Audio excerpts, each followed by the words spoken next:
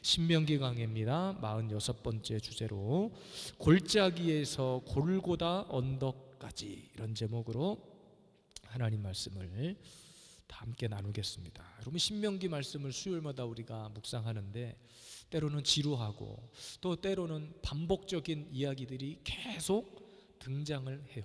그 신명기서 자체가 모세가 남긴 마지막 고별 설교와 같은, 모세는 가나안에 들어가지 못했잖아요. 그래서 그 이스라엘 백성들에게 정말로 하나님 아버지의 심정으로 이제 그 땅에 들어가는데, 들어가서 끝이 아니라 계속 그곳에서 영적인 어떤 청소, 또 영적인 백신, 이런 것들을 계속해서 놔주고 있는 거예요. 그러니까 단순한 가나안 땅을 차지하는 정도의 개념이 아니라고 그랬습니다. 가나안이라고 하는 그곳은 하나님의 임재, 하나님의 통치가 있는 하나님의 거룩한 땅이라는 의미에서 아주 지독하리만큼 반복해서 부정하고 더러운 것을 치워라, 우상 숭배했던 것들을, 흔적들을 치워버려라, 너희들이 넘어질지 모르니 죄와 싸워야 된다, 적군을 물리쳐야 된다, 죄를 용납하면 안 된다, 계속 정결하지 못한 것, 부정한 것들을 치워버리라고 하는 말씀을 전하고 있는 거예요. 우리가 이 땅에 사는 동안에도 저는 끊임없이 이런 영적 전투 앞에 놓여 있다고 생각합니다. 한번 예배 드렸다고, 우리가 한번 기도했다고 세상이 변하지 않거든요. 내가 한번 기도했으니 마귀가 나를 못 건드릴 거야, 그거 아니거든요. 이스라엘 백성들이 가나안을 접수했다고 끝이 아니었던 것처럼 우리가 한번 구원받은 백성 되었으니까 마치 구원파처럼 우리는 회개하지 않아도 돼. 구원 받았는데 뭐하러 성찬식을 하고 뭐하러 하나님 앞에 회개하냐? 한번 구원 받았잖아. 참 달콤한 말 같지만 마귀의 달콤한 속임수입니다. 그래서 우리는 끝까지 하나님 앞에 갈 때까지입니다. 죄와 싸워야 되고 죄를 용납하지 말아야 되고. 그래서 단순한 땅 정복 이야기가 아니라 정말로 하나님 거룩한 나라의 백성들이 얼마나 이 땅을 치열하게 살아가는지에 대한 구체적인 삶의 매뉴얼입니다. 그래서 때로는 반복이고 때로는 지루하고, 그래도 우리 끝까지 이 말씀 들어야 될 줄로 믿습니다. 오늘도 말씀해 보니까 시체를 발견하였으나, 범인을 알 수 없는 그런 시체를 발견한 뒤에 그것들을 처리하는 방법과 또 그 안에 담겨진 영적인 원리들을 소개하고 있어요. 모든 성경이 다 그런데 오늘은 특별히 이 본문 안에 예수 그리스도의 흔적이 고스란히 녹아져 있다는 거예요. 십자가의 그 예수 그리스도와 연결되어진다는 겁니다. 그러니까 단순히 시체를 어떻게 처리해라, 그거 할 일 없어서 하나님께서 모세를 통해서 시체를 치우라고 얘기했을까요? 여러분, 가나안 땅은 어떤 땅이라고 그랬습니까? 그냥 땅이 아니라 거룩한 땅, 하나님의 임재가 있는 것이라고 그랬습니다. 그래서 당시 구약 시대는 이 시체는 부정한 것이라 여겼고 어떤 저주를 상징하는 거였어요. 그래서 그냥 방치하면 안 되는 것이었습니다. 이스라엘 전체 공동체를 흐트러뜨릴 수 있고 죄가 흐르게 하면 안 된다는 것을 이야기하고 있는 거예요. 그래서 오늘 본문은 시체의 발견부터 시작해서 그것을 대체할 제물, 희생제물이죠, 제사장들의 역할, 그리고 어떻게 이것이 오늘 우리 예수 그리스도까지, 예수 그리스도가 우리의 죄를 속량하시고 담당하셨는지 펼쳐질 그 대망의 이야기들이 오늘 말씀 가운데 기록되어 있습니다. 정말 이 시대는 그래서 또 말씀드리지만 죄를 대하는 영적인 태도들이 무감각해져 있는 거예요. 그러니까 당시에 이 신명기서에 기록된 시체를 그냥 놔두면 되는 거 아니냐, 나하고 아무 상관없는데, 내가 죽인 것도 아닌데 왜 그것을 굳이 이러이러한 장소를 가지고 가서 치우고 또 제사장들을 불러서 거기서 손을 씻게 하고 했는지, 오늘 말씀 가운데 우리가 한 가지 깨달아야 될 것이 있다면 우리는 끝까지 죄와 싸우는데 우리를 대신해서 죄를 짊어지고 가신 그 예수님의 흔적을 발견하는 거예요. 그래서 성경의 모든 복음의 핵심은 예수 그리스도입니다. 모든 것이 다 예수님으로 풀어지며 끝나는 거예요. 복잡한 얘기 같지만 예수님 이야기입니다. 레위기서 보면 구약에 제사법을 공부하잖아요. 그 예수님 이야기인 거예요. 각을 뜨고 포를 뜨고 피를 담고 피를 씻고 하는 모든 행위들은 다 예수님 이야기입니다. 오늘도 골짜기에서, 신명기서의 골짜기에서 시작된 이야기가 예수님의 골고다까지 어떻게 연결되어지는지, 오늘도 예수님께서 우리의 죄악을 어떻게 씻어주셨는지 우리 말씀을 통해서 돌아보고 깨닫고 점검하는 이 저녁 되시기를 주의 이름으로 축복합니다. 첫 번째입니다. 골짜기에서 골고다 언덕까지. 첫 번째 영적 원리입니다. 아직 부리지 아니한 멍에를 매지 않은 암송아지를 취하라 그랬습니다. 시체를 발견했어요. 지나가는 길에 시체가 있는데 누가 죽였는지도 모르고 이것이 어떤 사연이 있는지도 모르는 시체를 발견합니다. 우리 3절 말씀, 그 피살된 곳에서 제일 가까운 성읍의 장로들이 그 성읍에서 아직 부리지 아니하고 멍에를 매지 아니한 암송아지를 취하여 그랬습니다. 그러니까 오늘 본문은 인간적으로 보면 이런 얘기입니다. 범인을 찾지 못한 어떤 미제 살인 사건을 딱 마주한 거예요. 근데 심지어 증인도 없고 증거도 없고, 그렇기 때문에 사실 그냥 조용히 거기다 묻어놔도 아무도 신경 쓰지 않을 법한 일이긴 합니다. 그러나 여러분, 이곳에 담겨진 참 저 말씀 묵상하고 이해되지 않아서 자료도 찾아보고 주석을 묵상하고 다시 말씀으로 돌아와서 이것들을 묵상하는데, 결국에는 여러분, 하나님께서 우리의 숨겨진 은밀한 죄까지도 다 하나님께서는 살피시고 그 죄악을 예수의 피로 씻어주신다는 것을 다시 한번 깨닫게 되는 거예요. 우리의 은밀한 죄, 또 억울한 일, 그런 고통스러운 일까지도 주님은 다 들여다보신다는 거예요. 또 말씀드리지만 시체는 뭐라고요? 부정하고 죄를 상징하는 거예요. 저주를 상징하는 거예요. 그래서 내 안에 그런 것들을 남겨두면 안 된다는 거예요. 이스라엘 백성들이 지나는 길목, 그들이 점령해야 될 그 땅에 그 더럽고 부정한 것들은 남겨두면 안 된다는 거예요. 그래서 어쩌면 믿는 사람들은요, 나만 깨끗하다고 되는 것이 아니라 사실은 공동체의 아픔과 상처, 심지어 그들의 죄까지도 함께 짊어지겠다고 하는 의식이 필요합니다. 그것이 진정한 교회 공동체예요. 오늘 말씀 가운데 아직 부리지 아니한 멍에를 매지 않은 암송아지를 취하라 그랬어요. 그러니까 본문의 상황을 보면 범인을 찾을 수 없으니, 나하고 상관없으니 그냥 묻어버리자가 아니라 그것을 대신할 무언가가 필요했던 거예요. 그런데 아무 가축이나 가지고 오는 것이 아니라, 아무 사람이나 대신할 수 있는 것이 아니라 반드시 아직 부리지 아니하고 멍에를 매지 않은 암송아지여야만 했던 거예요. 여기서 암송아지는 피 흘린 죄를 위한 대속제물입니다. 그리고 멍에는 우리는 잘 아시죠? 옛날에 소를 끌려면 소 코에다가 이렇게 끼는 그 멍에, 수레를 끌도록 말의 그 목 부분에, 소나 말의 목 부분에, 코하고 연결되는 부분에 매는 기구입니다. 그러니까 쉽게 말해서 멍에를 맨 소는, 그렇죠, 자유가 없잖아요. 어딘가로 끌려가는 듯한 모습이 떠오르죠. 주인의 뜻대로 움직일 수밖에 없는 그런 소, 말, 멍에를 맨 암송아지를 뜻합니다. 그러니까 여러분, 죄의 멍에를 메고 자유의지가 결여된 채 죄의 종노릇하고 있었던 인간의 모습을 보여주는 거예요. 그러나 멍에를 매지 않는 암송아지는 흠이 없고 온전한 대속제물이 되어주신 예수 그리스도입니다. 예수 그리스도. 그러니까 여러분, 흠 없는 대속제물이 되신 예수 그리스도, 오늘 말씀에 연결해 보십시다.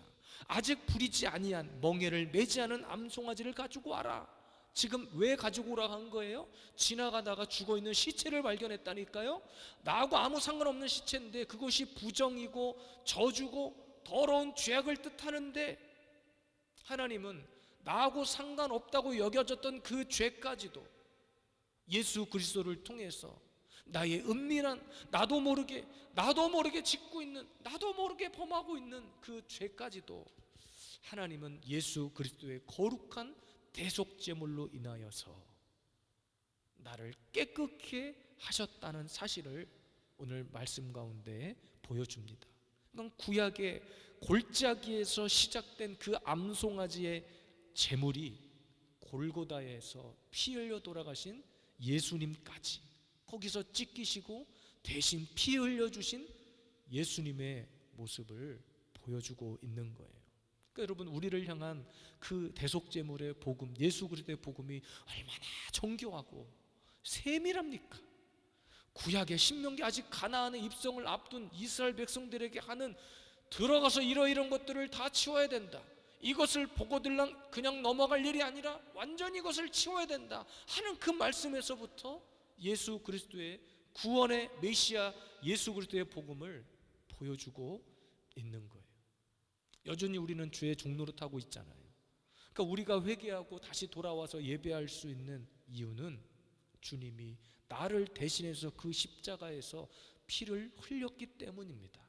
그러니까 여전히 우리는 죄를 범하는데, 심지어는 내가 죄를 지었는지조차 알지 못하는 그런 은밀한 죄. 아까도 말씀드렸죠. 요즘은 죄가 죄인지를 인식하지 못하는 시대가 되었다니까요. 우리는 얼마나 감사해.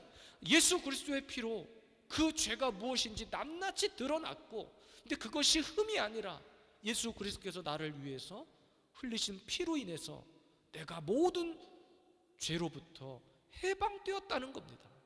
오늘도 이 아직 부리지 아니한 멍에를 매지 않은 암송아지를 끌고 와서 대신 모가지를 꺾어서 피를 흘리게 함으로 가나안에 입성하는 이스라엘 백성들의 죄로부터, 그 부정한 것으로부터 하나님은 해방되기를 원하셨던 거예요. 우리가 예수 그리스도의 십자가의 공로로 주의 구원받은 자녀가 된 것처럼 주님이 나를 대신해서 대속제물이 되어주셨기 때문에 오늘도 저와 여러분들이 존재하고 있다는 것을 믿으시기를 바랍니다. 오늘날 죄에 대해서 무감각하게 살아가는 이 시대를 보면 가끔 두려워요. 저도 하나님 말씀 이렇게 묵상하다 보면 그런 생각 듭니다. 참 두렵다, 이런 생각이 들어요. 어렸을 때 아무것도 모르고 막 뛰어다니고 천방지축처럼 막 살고 있을 때 우리가 그냥 그렇게 막 살아갔던 이유는 사실은 내 뒤에 부모님이 계셨기 때문이거든요. 나를 지켜보는 누군가가 있었기 때문에 사고 나지 않고 다치지 않고 혹 상처 난 것이 있으면 부모는 예민하잖아요. 우리 아이의 손에 발에 조그만 상처만 보여도 그것만 눈에 들어오잖아요. 그러니까 하나님이 나를 그런 시선으로 바라봐주고 계시다는 거예요. 너무 두려운 거예요. 하나님의 그 세밀함이 있기 때문에. 나의 은밀함, 아직 겉으로는 멀쩡해 보이고 겉으로는 거룩해 보이고 겉으로는 정말 신실해 보이는데 내 속에서 썩어가고 있는, 골마 터지고 있는 그 죄악들까지도 하나님은 들여다보고 계시니, 나와 상관없다고 여겨진 것까지 주님은 들여다보고 계시니, 여러분, 복음은 영적 엑스레이와 같은 거예요. 내 심령을 찍고 있어. 말씀 앞에서는 그 어떤 것도 변명할 것이 없어. 기도 응답이 뚜렷하게 들리지 않을 때는 여러분, 한 가지만 기억하시면 됩니다. 오늘 말씀이 나에게 뭐라고 하고 있는지, 말씀이 나를 비춰 어떤 모습을 보여주고 있는지를 알면 돼요. 그래서 많은 사람들이 기도 응답을 받을 때 뭔가 좀 특별한 하나님의 음성을 듣기를 원하지만 가장 구체적이고 세밀한 하나님의 음성은 말씀밖에 없어요. 천국 가면 다행이지만 여러분, 무시무시한 지옥이 분명 존재하는데, 진짜 이 죄에 대해서 이렇게 감각 없이 사는 사람들을 보면 저 자신을 포함해서 정말 두려운 겁니다. 이 시대를 보면 정말 두려운 거예요. 죄에 대해 무감각한 인간은 여러분 진짜 오늘 말씀 가운데 영원히 미제 사건이 될 것이라 생각했던 내 삶의 은밀한 죄까지도 주님은 밝혀내시는 거예요. 근데 밝혀내는 것이 은혜입니다.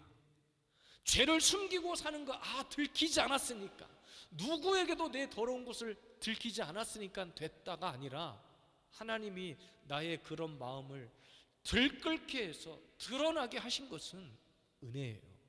고치시겠다는 거잖아요. 그것을 깨닫게 하신 이유는 회개의 사인을 주시는 거잖아요. 요즘 드라마를 봐도 그렇고 뉴스나 이런 일들을 보면 촉법소년이 참 이슈가 많이 되고 있어요. 이 촉법소년이 뭐냐면 만 14세 미만의 우리 아동들은 죄를 지어도 만 14세 미만이 되면 봐준다는 거예요. 그냥 조금 타일러서 훈방 조치하고 돌려보내는 거예요. 사람을 찔러 죽여도, 남의 물건을 훔쳐가도, 강도짓을 해도, 음란한 짓을 해도, 마약을 해도 만 14세 미만이 되면 보호하겠다는 거예요. 보호 처분을 내려 1호부터 10호까지 보호 처분을 내려. 사실 기껏 가봤자 소년원이에요. 소년들만 따로 모아놓은 그런 교도소에서 1, 2년 교육시키고 내보내고, 그마저도 그러기 전에 만 14세 미만에게는 그냥 돌려보내는 거예요, 집으로. 그러니까 여러분, 학교 선생님도 부모도 아이들을 방치하는 수준이 된 거예요. 방치하는 수준. 그러니까 죄가 죄라고 가르치지 못해요. 가르치잖아요? 아이들이 우습게 알아. 우습게 압니다. 내가 누군가에게 피해를 줬을 때, 나로 인해서 피해를 입은 아이들에게 가서, 친구에게 가서 사과하는 법을 가르쳐야 되는데 그걸 안 가르쳐요. 그래서 뭔가 상대방에서 너 왜 나한테 이렇게 했어? 막 뭐라고 하면 촉법이다 이거야. 마음대로 해보라는 거야. 요즘 그런 시대가 됐습니다. 그것 때문에 많은 학자들 사이에서 또 선생님들 사이에서 요즘 사회적으로 논쟁이 많아요. 촉법 나이를 더 낮춰야 된다. 아니다. 촉법의 의미는 원래 그것이 아니다. 아이들을 잘 가르치기 위함이다. 그럼 가르쳐야 될 거 아니에요. 안 가르치니까 문제죠. 또 일각에서는 촉법 제도를 아예 없애버려야 된다. 또 그것을 반대하는 사람은 그러면 큰일 난다. 그러면 1살, 5살짜리도 감옥 가야 된다는 얘기냐? 말들이 많아요. 근데 여러분, 중요한 것은 죄가 무엇인지를 똑바로 가르쳐야 된다는 거예요. 죄를 숨긴다고 되는 것이 아니라 그 죄가 드러났을 때 나를 고치고 상대방도 고치고 화해하는 법도 고치고 가르치고 용서를 구하는 법도 가르치고. 우리가 죄가 드러났어요. 그럼 하나님 앞에 죄가 드러났으면 우리는 뭐 하면 돼요? 알아요. 회개하면 된다는 것을. 하나님 앞에 엎드려야 된다는 것을 알아요. 오늘 말씀해 보니까 나하고 상관없는 죄야. 사실은 지나가는 길목에 그냥 이유 없는 시체가 있었어요. 나와 상관없는 죄인데 이것을 굳이 하나님은 왜 그 근처에 제사장들을 불러서 이것들을 처리하게 하셨냐는 거예요. 나하고 상관없으니까 끝나는 것이 아니라, 여러분, 여러분의 자녀가 여러분과 상관없으세요? 목사가 성도의 아픔을 봤는데 그냥 저러다 말겠지. 성도가 저렇게 하다가 그냥 끝나겠지. 나하고 상관없으니까 나는 그냥 목사로서의 일만 감당하면 되는 거예요? 아니잖아요. 안타까우니 가서 권면도 하고 때로는 질책도 하면서 우리 함께 다시 이렇게 기도해 봅시다, 다시 이렇게 세워 봅시다 하는 거잖아요. 가르쳐야죠. 잘못 가면, 길을 잘못 들었으면 바른 길을 가도록 가르쳐야 되잖아요. 그것을 위해 주님이 나를 대신해서 십자가를 지셨다는 정말 그 감격스러운 사건이 오늘 저와 여러분들을 있게 했다는 것을 여러분 기억하십시오. 그래서 이 시대는 갈수록 이런 죄를 드러내는 것을 거부하는 시대고요, 그것이 죄라고 말하면 오히려 손가락질하고 교회를 떠나는 사람들이 많답니다. 성도들이 찾아와서 노골적으로 목사님 이런 설교 좀 해주세요 요구한답니다. 예수님께 제자들이 요구했습니까? 예수님이 말씀을 가르치고 기도를 가르치실 때 야야 오늘 기도할 건데 혹시 내가 어떻게 기도했으면 좋겠니? 이렇게 하신 적 있으십니까? 주님은 나를 따르라 그랬어요. 집에서 우리 몇 달 전에 아이들하고 그 예수님 관련된 영화를 본 적이 있는데 더 초준이라고, 우리 찬이가 아주 흉내 잘 내요. 마태를 부를 때 마테오 follow me 아주 흉내를 잘 내요. 나를 따르라는 거예요. 야 내가 예수님인데 나랑 같이 가면 이런 게 좋고 저런 일이 있을 텐데 혹시 나를 따라주지 않겠니? 이렇게 하지 않으시고 나를 따르라 그랬어요. 기도하는 자리에 데리고 가셔서 주님은 너희는 이렇게 기도해라 그랬습니다. 그것이 주기도문입니다. 그런데 이 시대는 사정하게 만들어요. 그러니까 죄를 가르치지 않아요. 그러니까 천국과 지옥을 이야기하지 않는 거예요. 사람들이 그런데 목사님이 천국 얘기를 하면 천국 그 죽어봐야 아는 거 아니냐고, 그럼 지옥 얘기하면 그것도 죽어봐야 아는 거 아니냐고. 근데 여러분 죽었는데 진짜 천국 지옥이 있으면 어떡할 거예요? 없으면 다행이지만 죽었는데 있으면 어떡할 거냐고. 근데 성경을 보니까 죽어서만 가는 곳이 천국이 아니더라 이 말이에요. 제가 신학 대학원 졸업할 때 쓴 논문이 휴거라고 그랬죠. 기억나십니까? 휴거에 관한 이야기였어요. 휴거. 지난주에 했던 설교인데 휴거입니다. 근데 그 내용을 보니까 살아서 주님을 영접하는 자들이 있어요. 그거 어떡할 거냔 말이에요. 그 안에 주님 오시기 전에 죽음을 맞이한 자들은 이미 주님의 보좌 앞에 함께 계시고 낙원에 있기 때문에 주님이 이 땅에 오셔서 심판하실 때 영광 중에 우리가 변화되어 그들을 다시 보게 될 거고, 근데 죽지 않고 주님을 볼 사람들이 있단 말이에요. 죽어서 가는 곳이 천국이 아닙니다. 살아서도 얼마든지 천국을 볼 수 있는 거예요.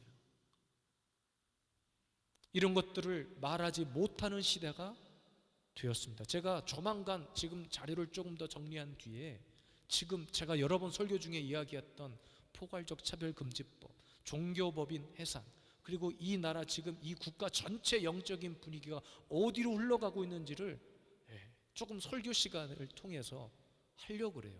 아주 심각한 이야기들이 많습니다. 제가 그냥 설교 시간에 이 나라가 문제입니다, 기도해야 됩니다, 뭐 공산주의가, 그런 수준의 이야기가 아니라 말씀과 연결해서 왜 이것이 큰일 날 일인지, 무엇을 잘못하고 있는지를 이야기하려고 그래요. 정치 얘기하려고 그러는 게 아니에요. 여러분 구약의 선지자들이 왕 앞에 가가지고 외쳤거든요. 하나님의 율법을 떠나고 하나님의 질서에서 떠났을 때 목숨을 각오하고 왕 앞에 가가지고 왕이여 이러면 심판받습니다. 이것은 하나님 질서에 떠났습니다. 외쳤는데 왜 이 시대는 그렇게 하면 안 되는 거예요? 왜 설교하면 안 됩니까? 저는 전혀 그렇게 생각하지 않아요. 정치에 정자에 전 관심도 없어요. 정치에 관심 있었으면 벌써 제가 여의도로 뛰어가가지고 저는 국회로 뛰어들어갔어요 벌써. 정치가 아니라 하나님 나라의 원리 안에서 왜 이것이 죄악인지를 밝혀야 될 거 아닙니까? 나라에서 주는 돈들도 결국 거기에 엄청난 마귀의 속임수가 있다는 것을 알아야 돼요. 제가 이것을 발견하고 깨닫고 깜짝 놀랐어요. 이것도 다 말씀드릴게요. 목사님 우파구나 좌파구나 그런 말씀하지 마시고, 아무 파도 아닙니다. 제가 말하는 설교가 우쪽에 가깝다면 그냥 우파 해야죠, 뭐 어쩌겠어요. 제가 하는 설교가 좌쪽에 가깝다면 좌파 해야지 어떠겠어요. 그러나 저는 말씀에 근거해서 설교를 하는 거예요. 밝히는 거예요. 알아야 되니까. 미국에 있었던 일이거든요.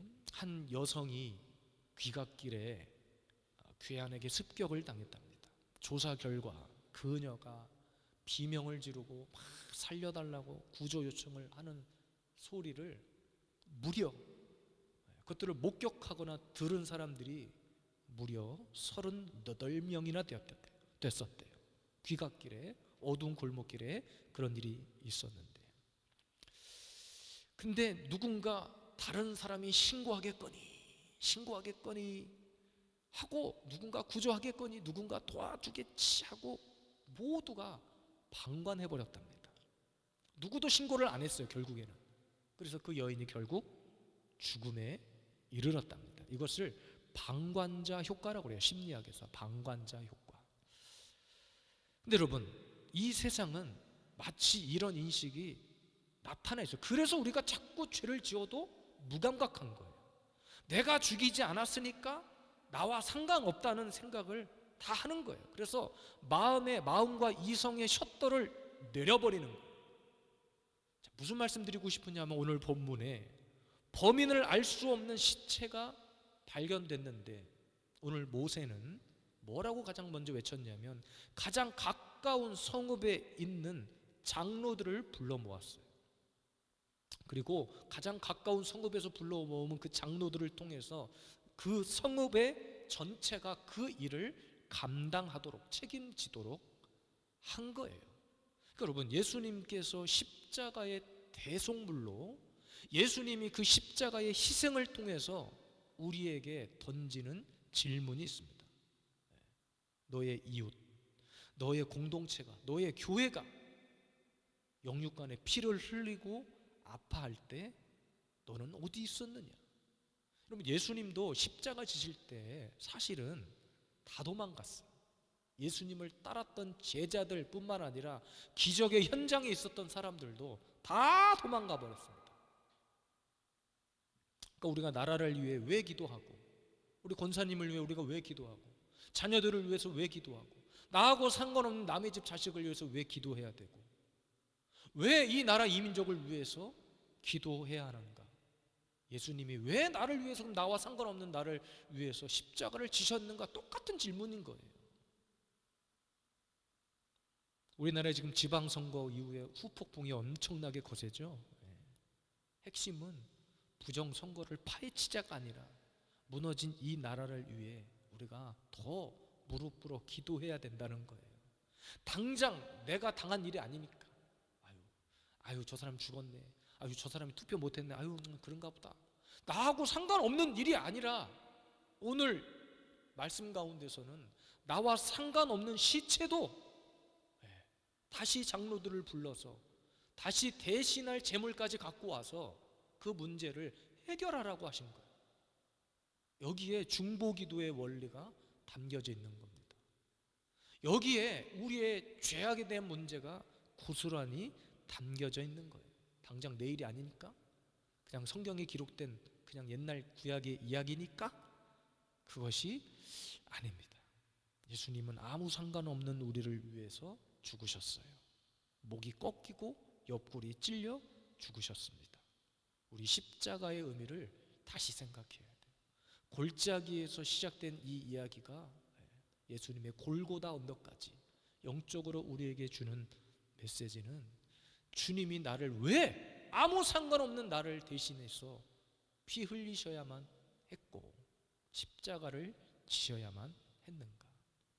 가장 중요한 핵심 본질은, 주님은 온전히 거룩한 몸으로 우리의 모든 죄, 세상의 모든 죄, 인류의 모든 죄를 지고 가셨다는 거예요.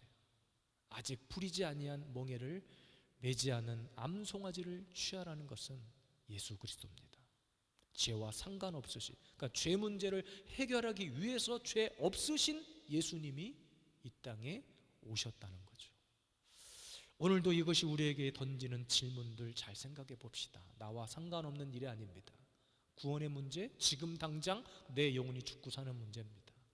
우리 교회 안에 일어나고 있는 여러 가지 일들이 있다고 칩시다. 또 부정적인 일들이 있다고 칩시다. 아유 나와 상관없으니까. 목사의 아픔의 이야기를 들었다고 칩시다. 아유 그냥 목사님은 그냥 목사님 삶이 있으시니까 그렇게 생각하실 거예요? 저를 위해 기도 안 해주실 거예요? 여러분, 오늘 새벽에 이곳으로 옮긴 이래, 새벽 예배를 시작한 이래 가장 많은 분들이 새벽 예배 나오셨어요. 무려, 권사님 놀라지 마세요, 무려 12분이었나요?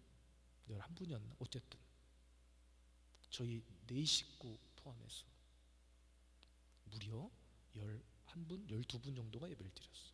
저는 주일 예배 드리는 줄 알았어요. 물론 우리 교회 수준에서는 11명, 우리 정말 큰 숫자예요, 그 숫자가. 그래서 다시 한번 하나님께서 이 교회 위에, 우리가 기도하잖아요, 기도의 사람 보내달라고. 근데 자꾸 새벽만 보내주셔갖고 제가 참 난감한데, 주일날도 좀 보내주시고 수요일 금요일도 보내주시면 좋은데 어쨌든 참 새벽 예배, 야, 하나님께서 이렇게 왜 새벽을 깨우라고 하시는지 알 것 같아. 새벽에 나오란 얘기를 하는 게 아니라 우리에게 주어진 그곳에서 남의 일처럼 여기는 것이 아니라, 제가 이렇게 이런 얘기를 드리면 나도 분발해야 되겠구나, 나도 꼭 새벽에 교회를 못 나오더라도 내가 있는 그곳에서 기도해야 되겠구나 생각하시면 돼요. 하나님께서는 특별한 우리를 향한 계획들이 있으신 줄로 압니다. 우리를 위해서 대속제물이 되어주신 예수 그리스도를 오늘도 다시 한번 생각하고, 나와 상관없는 일이 아니라 내가 죽고 사는 문제였구나, 예수님은 나와 상관없는 사람이 아니라 가장 깊숙이 내 은밀한 곳까지 살피시는 정말 세밀한 분이셨구나, 오늘 이 밤에 다시 한번 깨닫고 우리 하나님 앞에 온전함으로 예배하고 기도하는 저와 여러분들 되시기를 주님의 이름으로